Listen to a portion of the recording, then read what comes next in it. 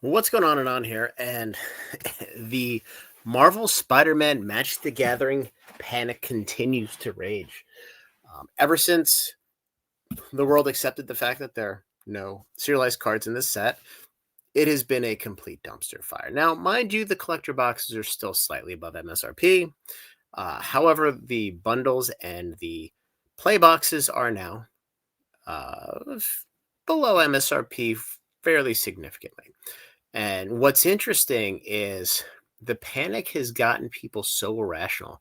We've had people in our program who've made multiple thousands of dollars on buying product over the last couple months just say, hey, we're out. We didn't like the fact that we're now down $5 and $10 on play boosters, or we're down $50 on collector boosters. And it's just, it's almost scary how irrational human beings become when things move against them. And stuff like this happens in the space. That's why the returns can be so high, because the risk factor is there as well. But I want to talk through each one of these items. And I know everybody has their own opinion on this. And look, I think it's a reasonably decent set, but each one of these products is unique. So the play booster boxes are now sitting right around $155. And at $155, you're basically paying 13%. So call it, you're basically $30 in with shipping and fees. So at $30, you're at $125.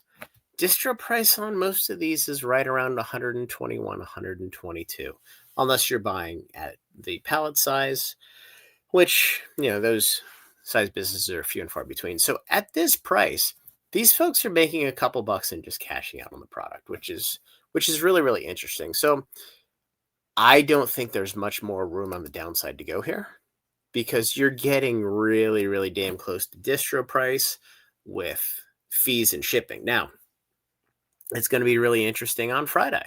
So on the 26th, TCG Player unlocks to all of the idiot stores who love to dump product and race to zero. So that is going to be an opportunity. And we've talked about this with Pokemon many, many times. There's two times when you have buying opportunities. The first of which is a pre-release, because the supply on the market is at the highest. And then there's also when there is a reprint that hits the market, similar to what you see with Twilight Masquerade and the Surging Sparks ETBs and the Prismatic ETBs that have been effectively everywhere, because that is when the market is the most liquid. So you can accumulate positions. Now, for those of you that have been through the many crashes on Wall Street over the last couple decades, the other time to buy, which has not happened in Pokemon, is when there's panic and everybody's dumping product. And those of you who lived through 2008, you've seen the big volume spikes when the S&P went to 666 and all those things. Those are the opportunities to buy product, because as we've seen, nothing goes to zero.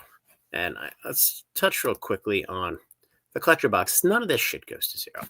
And I mean, we've seen Crimson Vow, Innistrad, or Midnight Hunt, Karloff Manors, just about at $300.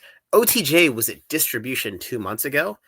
Forever, those boxes are $300. So if a standard box can be $300, this is almost embarrassing how cheap these have gotten. And again, quite honest, I think Friday when these unlock, it's going to be a panic dump of all these mentally, financially immature stores. And I wouldn't be shocked to see this hit 550, 5.25, and then it's going to get bought right back, because at the end of the day, these are a limited print run, and there is a lot of potential hit value in the collector boxes. Now, one thing that we don't see, and I hit this twice, is we don't see, outside of the Spectacular Spider-Man and the Soul Stones, there's not a whole lot of other value in the cards. Now, this could very simply be because the pre-release cards, it's a race to zero. Folks have opened their packs to try to get some money back. Now, what we've seen is, and we actually opened some bundles to test, where we are in the final beta stage of an expected value calculator for Magic, and a lot of the versions, well, all of the versions out there that we've tested against, the calculations are not quite right, or they're not quite ideal.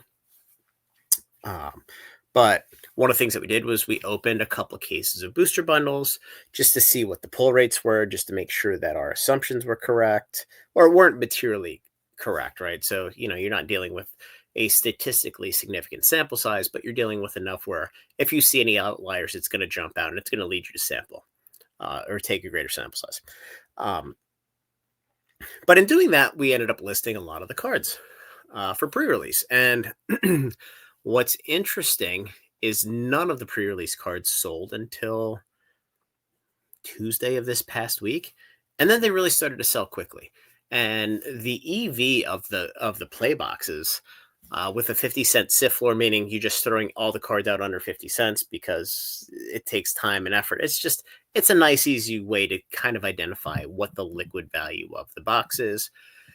It's like $135, or I'm sorry, $145, but $20 of that value is in the regular Soulstone, which is selling anywhere between $70 and $90, depending on the day and which way the wind's blowing.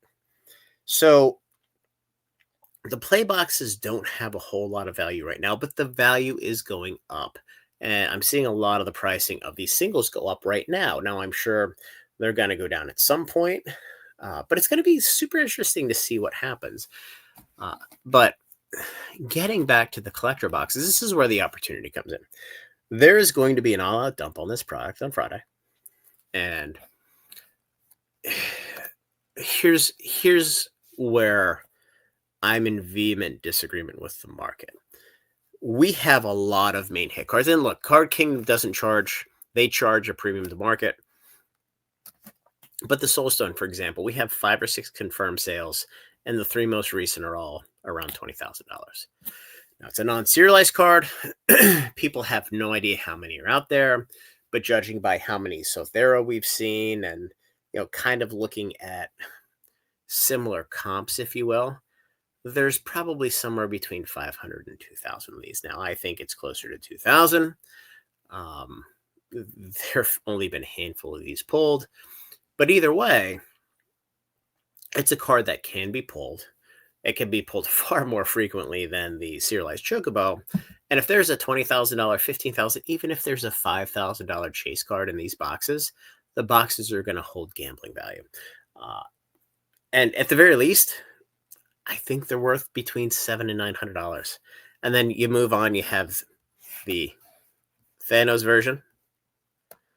And then you have all these spectacular Spider-Man. And, they have them listed at $1,600 here. I know on TCG Player, a little bit lower.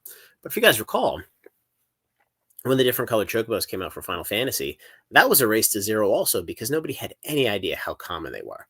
And I think what gives me the most comfort is Card Kingdom pays among the lowest prices out there because, look, you're going to get your money. You're going to get your money fast. And it is a clean, professional transaction.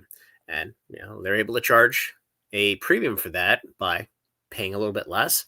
They're paying $650 in store credit, $500 in cash for these spectacular Spider-Man. So they are saying 100% these cards are worth at least $1,200, $1,000. And if the pull rate's similar to what they are for the different colored Chocobos, and these are $1,000, $1,500, whatever, and then you have the 2 different Soulstones. I mean, I would imagine that this one's going to be somewhere around $2,000. It might come down because it's probably a little bit more frequent. Or this Soulstone here, which is going to be somewhere between $5,000 and $25,000, even if it's $5,000. These boxes are going to be better spike hits than what we see in Final Fantasy because the cards are more common. Now, the regular set could very well be garbage. The singles could very well be not worth shit. So we'll see what happens there. And I think the play boxes are their own animal. Now, again, a lot of this is emotion. And a lot of this is all of the scalpers and botters who bought this product are now getting their face ripped off, which I find kind of humorous. I would never bet on Wizards of the Coast, quite honestly, because they inevitably will screw something up, and this is an epic failure on their part. Now, again, the MSRP of collector boxes is $455. Distro price is generally between $290 and $300, depending on what you buy, where you buy. Well, I should say how many you buy. So there's plenty of room for these boxes to come down. But Friday, I'm going to be on the lookout for these things. I mean, if they get anywhere in the low fives, and there's no reason to buy at this price right now, because we know there's a bunch of, financially illiterate stores who are going to dump their product because they're going to panic, and they're like, "Hey, look, I can make $100 on these. I'm going to do it before it goes to zero." And I'm going to take the opportunity and buy a couple hundred of these. It's too good of a deal to pass up at that point. Plus, you get your 3% back from here. You get your credit card fees back, and all kinds of, or I should say your cash back and your credit card. It's a good place to be. And I mean, quite honestly, eBay is probably going to be a little bit higher because it's a little bit of a more mature audience, I should say, than folks on TCG Player. But all of this panic and noise could have been averted if the idiots at Wizards of the Coast would have just put a little number stamp on the Soul Stone. But because they decided to be greedy little pig whores and give themselves the option to print more collector packs, the entire world thinks they're a bunch of fucking idiots, which they kind of are. So anyway, guys, hopefully this was enjoyable. Like the video, subscribe to the channel, join the Discord, and have a good night.